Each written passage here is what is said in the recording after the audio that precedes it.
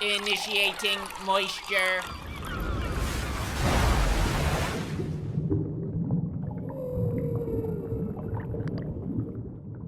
Today we're going to be taking a look at the worst games of 2018, the shittiest stinkers of the video game industry this year. 2018 years after the death of Christ, these 5 games have spit on his legacy. So I hope you're wearing a condom because we're coming in hot. It's the Moisties, bitch. Number 5, Crisis on the Planet of the Apes VR. I know it's cheating to put VR games on the top 5 worst list because pretty much every VR game's pretty fucking stinky.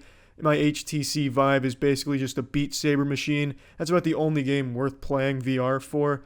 But still, this game takes it to the next level. This game is vomit-inducing. It is nauseating. When I played Crisis on the Planet of the Apes VR, I thought I was going to have to check myself into a hospital. I thought I got like food poisoning or something. I thought someone fucking flooded my room with a neurotoxin. I was getting dizzy, incredibly ill, and on the verge of puking. It was a miserable experience. I couldn't stand more than 30 minutes tops of that game. And it's not like there was a whole lot of fun to be had, even if you could muscle through the nausea. There was just not anything fun there at all. I don't think anyone expected anything great from a movie tie-in VR game. That's a recipe for disaster. It'd be like being surprised that goat urine tastes bad. What were you expecting? You get what you expect and then some with Crisis on the Planet of the Apes because it truly is absolutely disgusting to play. It fucking hurts to play. Moving on to number 4, Radical Heights.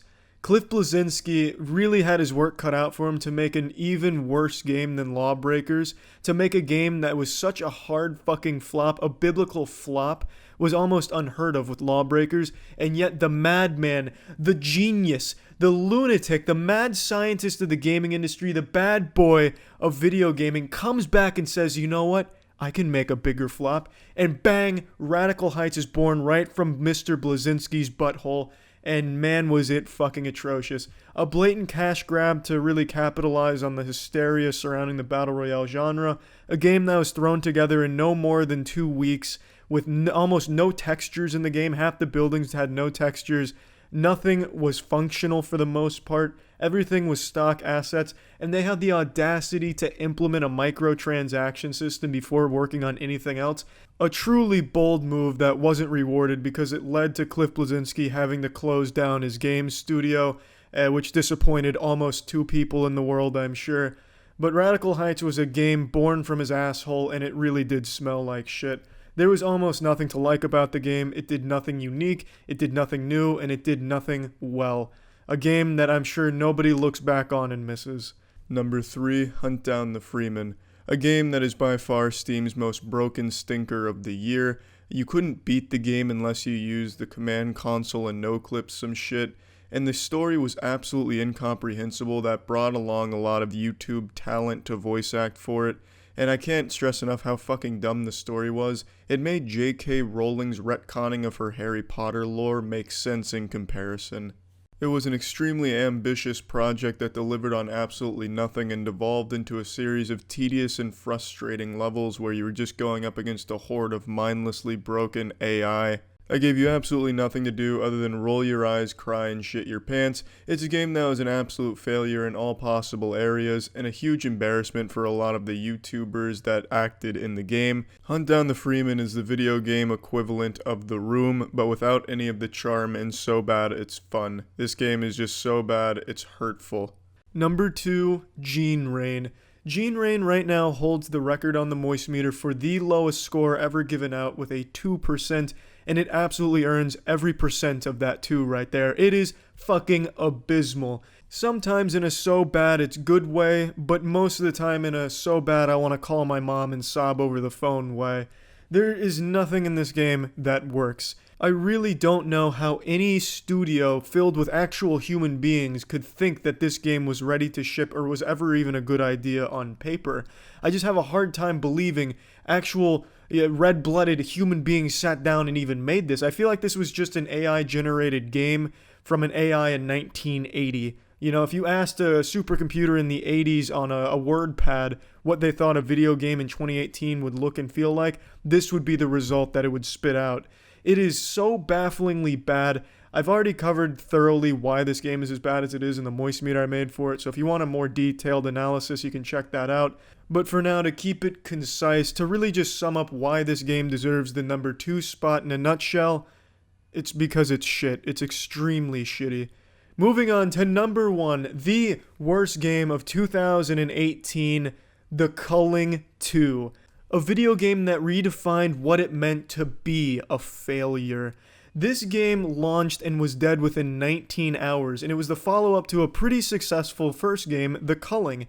So The Culling 2's collapse was unprecedented. There was no one that could have predicted that this game would flop nearly as hard as it did. It made Lawbreakers look like an overwhelming success.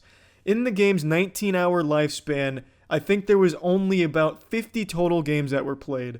It was once again a battle royale that was just capitalizing on that market as quickly as it could, but it didn't work at all because at no point did more than 100 people buy the game. Its max player count was something like 94 that only kept going down and down and down as the minutes went on. In fact, within 19 hours, you couldn't find a game, so for the last 5 hours of its lifespan on Steam, you genuinely couldn't play it. You were just throwing your money away. You might as well have just wiped your asshole with it and flushed it down the toilet instead of buy this game. You would have accomplished the same effect.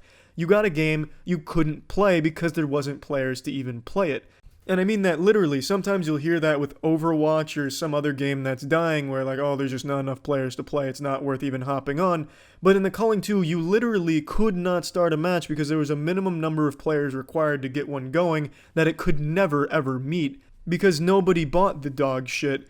If you were one of the unfortunate 8 or 9 souls that did buy the game while it was on Steam, you've already been refunded for it in full. The game was taken off Steam very, very quickly because it was such an incredible failure. The studio came out and apologized for it, which is nice. They recognized what they did was super scummy and shitty, and I like that they reimbursed the poor consumers that did fall for it and buy it.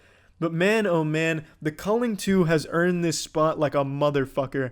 Easily the worst game of 2018, and perhaps one of the worst of all time because its launch was so incredibly bad, and you genuinely couldn't play it. There's a lot of bad games out there, but at least they can be played. The Culling 2, the most you could do is just hold your dick around in the purgatory waiting room of the lobby. That was all you could do in the game. It was an incredible one. It definitely earns the top spot. Thank you for tuning in to the first Moisty Awards. These were the top 5 worst games of 2018. Fuck yeah. See ya. Special stinker alert. Special stinker alert. We will not be including Fallout 76 in the top 5 worst games because neither of us played it because we're not fucking idiots who bought the game, but it is absolutely deserving of a special stinker award because the game is absolutely abominable. Everything that has happened with its launch, the way it's been handled, the way Bethesda's handled things, by refunding players 500 in-game currency for a completely broken shit stain they released, is nothing shy of a slap to the face of elite gaming specimen everywhere. The game is completely empty, so many glitches, it's laughable. Even for Bethesda's standards, the bugs are unforgivable, and the way they handle it is just downright evil. They misled consumers with their special edition canvas bags that never really existed. The game hardly works at all, even when it's not riddled with its bugs. It is just a truly miserable experience to watch, to read about, and I'm sure to play. But I will not be playing it. Jackson has not played it, but it is definitely deserving of this special stinker. So Bethesda, take a bow. You have now become one of the most hated video game companies. All of your goodwill has hopefully been burnt to the ground.